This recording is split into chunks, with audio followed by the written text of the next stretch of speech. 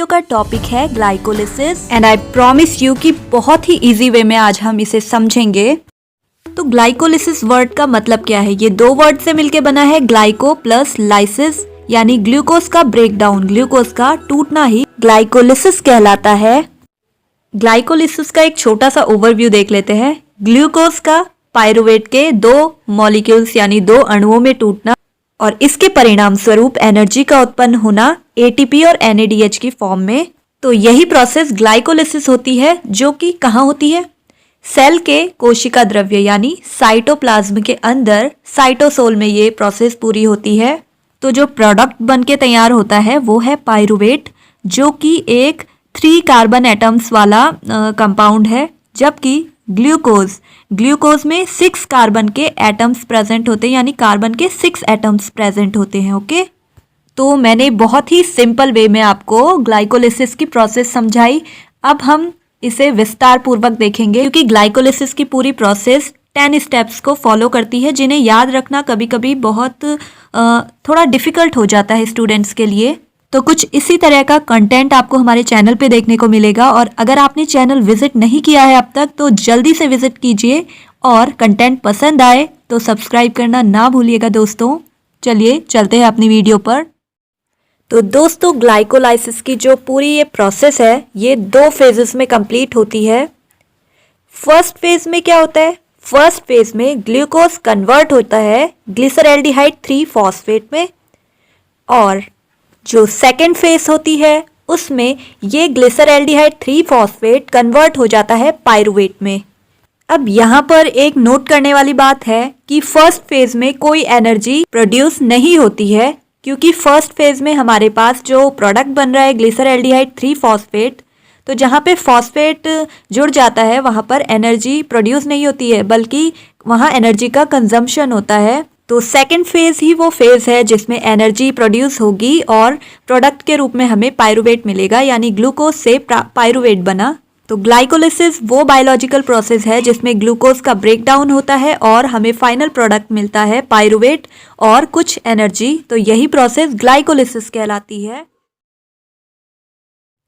तो कई सारी रिएक्शंस को फॉलो करता है ग्लाइकोलिसिस का पूरा पाथ। तो फर्स्ट रिएक्शन जो होती है उसमें क्या होता है? उसमें जो ग्लूकोज है ना वो कन्वर्ट होता है ग्लूकोज 6 फॉस्फेट में, और ये जो पूरी रिएक्शन होती है ये एक कैटलिस्ट की प्रेजेंस में होती है, जिसे हम कहते हैं हेक्सोकाइनेज।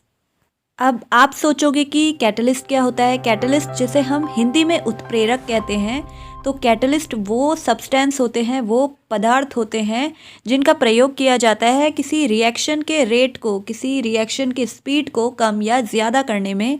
तो यहाँ फर्स्ट रिएक्शन में हम जिस कैटलिस्ट को यूज़ कर रहे हैं उसका नाम है हेक्सोकाइनेज। ग्लाइकोलिसिस की अब सेकेंड रिएक्शन की बात करें तो फर्स्ट रिएक्शन में जो प्रोडक्ट प्राप्त हुआ ग्लूकोज 6 फॉस्फेट, वो कन्वर्ट होता है फ्रक्टोज 6 फॉस्फेट में, और ये रिएक्शन होती है आइसोमरेज कैटलिस्ट की प्रेजेंस में, यानी ग्लूकोज 6 फॉस्फेट बदल जाता है अपने आइसोमर में, जो कि है फ्रक्टोज 6 फॉस्फेट। अब चलते हैं थर्ड रिएक्शन की ओर, जिसमें हम अपनी सेकेंड रिएक्शन के प्रोडक्ट को यूज़ करेंगे।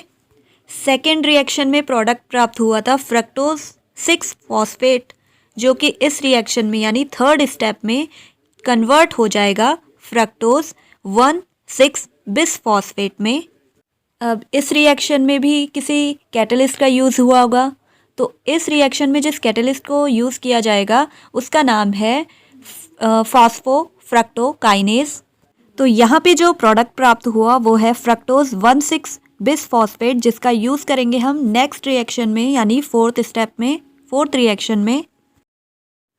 तो इस रिएक्शन में हमारे पास प्रोडक्ट है फ्रक्टोज 1,6 बिस फॉस्फेट, जो कि स्प्लिट हो जाएगा 2 प्रोडक्ट्स में, और ये 2 प्रोडक्ट्स है ग्लिसरैल्डिहाइड 3 फॉस्फेट और दूसरा प्रोडक्ट है डाईहाइड्रोक्सी एसीटोन फॉस्फेट।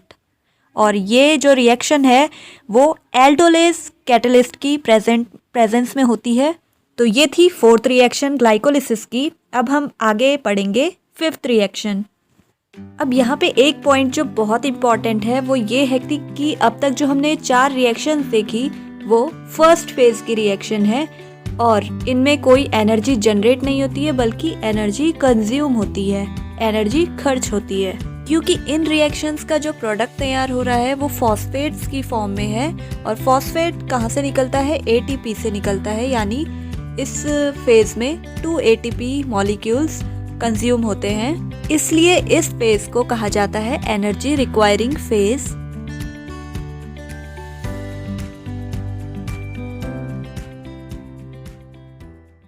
तो अब तक हम टोटल 4 रिएक्शंस पढ़ चुके हैं फर्स्ट फेज की। तो अब बढ़ते हैं अपनी नेक्स्ट रिएक्शन की ओर, यानी सेकंड फेज की ओर। तो फिफ्थ रिएक्शन में क्या होगा, जो फोर्थ रिएक्शन का प्रोडक्ट बना था ग्लिसरैल्डिहाइड 3 फॉस्फेट, 2 प्रोडक्ट्स बने थे फोर्थ रिएक्शन में, उनमें से एक था ग्लिसरैल्डिहाइड 3 फॉस्फेट, तो वो कन्वर्ट हो जाएगा 1,3 बिस फॉस्फो ग्लिसरेट में। और इस रिएक्शन में पार्ट लेने वाला जो एंजाइम होगा उसका नाम है डिहाइड्रोजिनेज। अब 1,3 बिसफॉस्फोग्लिसरेट को हम यूज़ करेंगे 6th रिएक्शन में और ये कन्वर्ट हो जाएगा 3 फॉस्फोग्लिसरेट में। और ये जिस एंजाइम की प्रेजेंस में ये रिएक्शन होगी उसका नाम है फॉस्फोग्लिसरेट काइनेज। आई नो दोस्तों कि इतनी सारी रिएक्शंस याद रखना बहुत ही डिफ़िकल्ट काम है, इजी तो बिल्कुल नहीं है। इसलिए आपको सजेस्ट करूँगी कि आप थोड़ा सा पॉज लेके सारी रिएक्शंस जो हमने अभी तक पढ़ी उन्हें समय समय पे रिवाइज ज़रूर करें, वरना आगे कन्फ्यूज़न क्रिएट होगा, इसलिए रिवीजन ज़रूरी है। 7th रिएक्शन में जो 3 फॉस्फोग्लिसरेट था वो कन्वर्ट हो जाएगा 2 फॉस्फोग्लिसरेट में और ये जिस एंजाइम की प्रेजेंस में होगा उस एंजाइम का नाम है फॉस्फोग्लिसरेट म्यूटेज। नेक्स्ट रिएक्शन में जो 2 फॉस्फोग्लिसरेट था वो कन्वर्ट हो जाता है फॉस्फोइनोल पायरुवेट में और ये इनोलेज एंजाइम की उपस्थिति में ये रिएक्शन होती है। अब नेक्स्ट रिएक्शन में फॉस्फोइनोल पायरुवेट ही कन्वर्ट हो जाता है हमारे फाइनल प्रोडक्ट में जिसका नाम है पायरुवेट और ये जिस एंजाइम की प्रेजेंस में ये रिएक्शन होती है उसका नाम है पायरुवेट काइनेज। दोस्तों सेकंड फेज़ ही वो फेज़ है जहाँ पे एनर्जी जनरेट होती है, यानी ये एनर्जी रिलीजिंग फेज़ है ग्लाइकोलिसिस की।